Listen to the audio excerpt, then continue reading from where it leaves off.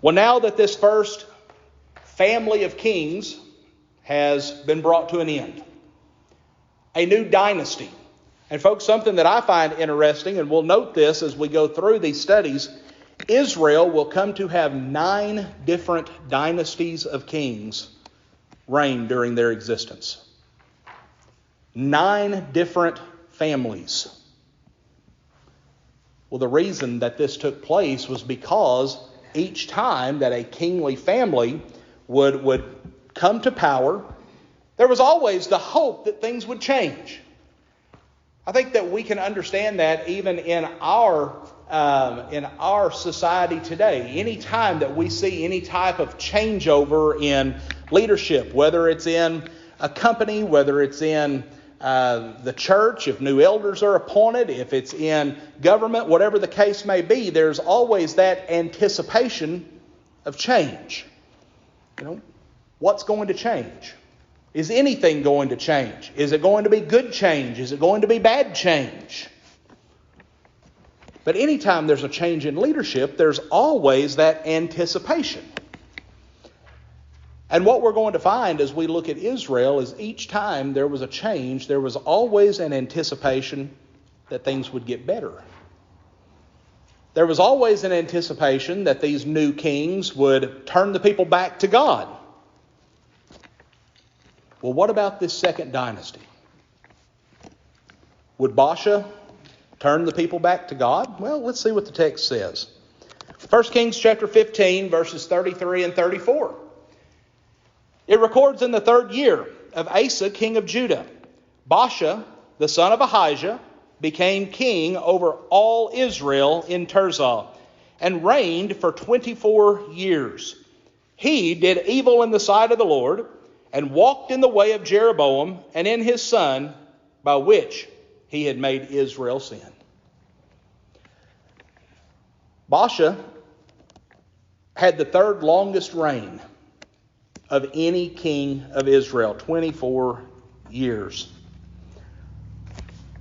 But we find that like Nadab and like Jeroboam, they really did not accomplish a whole lot of good. Surely in 24 years, this man accomplished something. Surely. But how much do we actually have recorded in the Scriptures about him? Very, very little. Very little.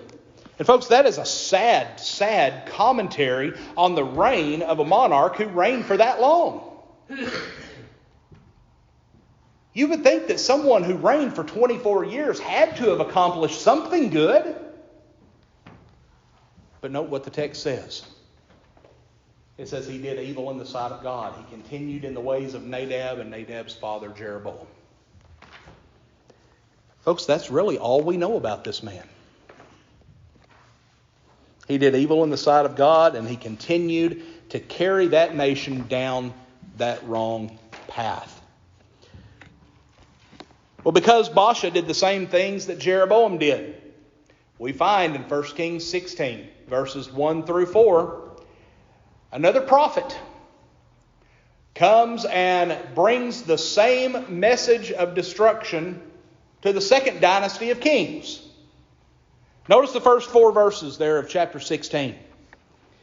Then the word of the Lord came to Jehu, the son of Hanani, against Baasha, saying, Inasmuch as I lifted you out of the dust, and made you ruler over my people Israel, and you have walked in the way of Jeroboam, and have made my people Israel sin, to provoke me to anger with their sins, surely I will take away the posterity of Baasha, and the posterity of his house, and I will make your house like the house of Jeroboam the son of Nebat. The dogs shall eat whoever belongs to Baasha and dies in the city, and the birds of the air shall eat whoever dies in the fields. Notice, this prophet, he comes to Baasha and he says, Baasha, look what God has done for you. You were nothing. You were like the dust of the ground. You had no prominence. But yet God raised you up. God is the one who put you in this position. God is the one who entrusted this nation to you, and look what you've done with it. You've not done any better than the kings that you overthrew. He says, therefore, the same thing's going to happen to you and your family. The same thing that happened to Jeroboam's family is going to happen to the family of Baasha. Well, I want you to notice also verse 7. It says, and also the word of the Lord came by the prophet Jehu, the son of Hanani, against Baasha and his house, because of all the evil that he did in the sight of the Lord, in provoking him to anger with the work of his hands, in being like the house of Jeroboam, and because he killed them. Well, as an interesting side note, the prophet Jehu, or Jehu, however you want to pronounce that, was the son of Hanani. Hanani was also a prophet according to 2 Chronicles chapter 16 verses 7 through 10.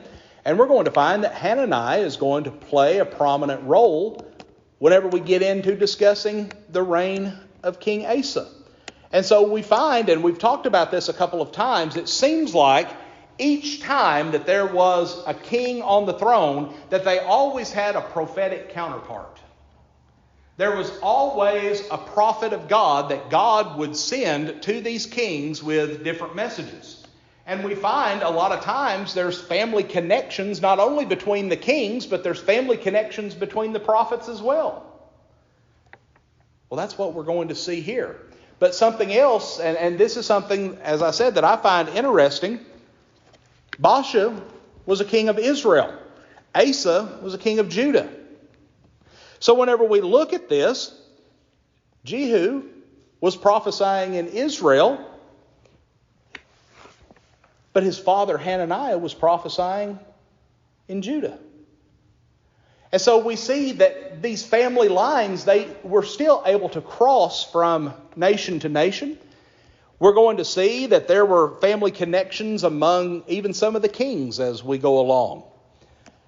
Remember, these people were related to each other. Those original tribes, folks, they were brothers. These people were all related to each other. But whenever we think about Baasha, there's one, I guess you would say, one incident from his life that's recorded. And there's not really given a lot of information about Baasha's part in this, because really the main player is Asa, the king of Judah. But if you turn over to 2 Chronicles chapter 15, we find one, what we would refer to as a failed accomplishment. Something that Baasha had tried to fulfill. But Asa would not allow this to happen. You see, what took place was during the reign of Baasha, there were a large number of people in that northern kingdom who started to cross the border and started to go back to Judah. They were frustrated with the way that that nation was being led. They appreciated Asa and the way that he was leading Judah. And so they began to cross over the southern border of Israel and to go back and to dwell in the land of Judah. Well, Baasha, he decides he has to find some kind of a way to put a stop to this. He's afraid that he's going to end up losing his entire kingdom if he doesn't find some way to stop this flow of people. So he decides that he is going to send his army to that southern border. He tells them to take large stones, to take boards, to do whatever they have to take, and to go in, and this is something that I find very interesting, to go in and build a border wall. And so he goes in, and in his attempt to close the southern border, he goes in and has them build, of course the Bible says, these fortifications. But ultimately what they were walls. Well, Asa finds out what's going on. Asa, of course, is all for these people coming back. The more people that come back to Judah, the better off they're going to be. Because remember, from the outset, they were the smaller nation. They only had 2 tribes. The other had 10. And so when Asa hears about what's taking place on his northern border, he sends word to the king of Aram. Aram was a nation that would have been on the northern border of the northern kingdom of Israel. So now remember, Baasha has moved all of his army to his southern border. They have built these fortifications along their southern border to keep people from crossing over into Judah. Well, now Asa turns around and he sends word to the king of Aram and encourages him to break his alliance with Baasha and come across that northern border and attack Israel. Well, 2 Chronicles 16 verses 2 and 3 talk about this, and the king of Aram did exactly what Asa encouraged him to do. So what was Baasha forced to do? All of his army is at his southern border. His country is now being attacked from the north. What did he have to do? He moved all of his army to the northern border to fight. Well, then Asa sends a group of people to his northern border. They go to the city of Ramah, which would have been the main location where these troops had been staying. They go in and they take all the stones, they take all the lumber, all of the things that had been used to make these fortifications. They take those, they take them back into Judah, and they use them in constructing their own fortifications. Well, guess what that does to that southern border? It opens it back up again. So now those who were wanting to leave Israel were now able to come back into Judah. Well, folks, this is all we're told about Baasha. Very little. Very, very little about this man. But folks, one of the things that I look at with this, and I find this to be a very important lesson. Folks, good people will eventually leave bad leaders. Let me repeat that. Good people will eventually leave bad leaders. We see this in the church. You have a congregation who have elders who are not standing firm on the truth. What happens? Those who are sound, those who want to stand for the truth, they leave. They don't stay with those leaders. If you are in a workplace with a boss or a leader in some capacity that doesn't have your best interests in mind, the chances of you staying in that career are not good. You're more than likely to leave and go somewhere else. We see this so often in so many different areas of life. You know, Baasha, he tried to implement a strict policy to force his people to remain in that nation. People didn't like that. They didn't want to go along with his leadership because they saw that God was richly blessing Judah because of the faithfulness of Asa. They wanted to cross that border. They wanted to go into Judah. But Baasha wouldn't allow it. He tried to control these aspects of their life. Well, folks, faithful individuals are not going to allow bad leaders to lead them down the wrong path. If necessary, they're going to find a leader that's following that which is right.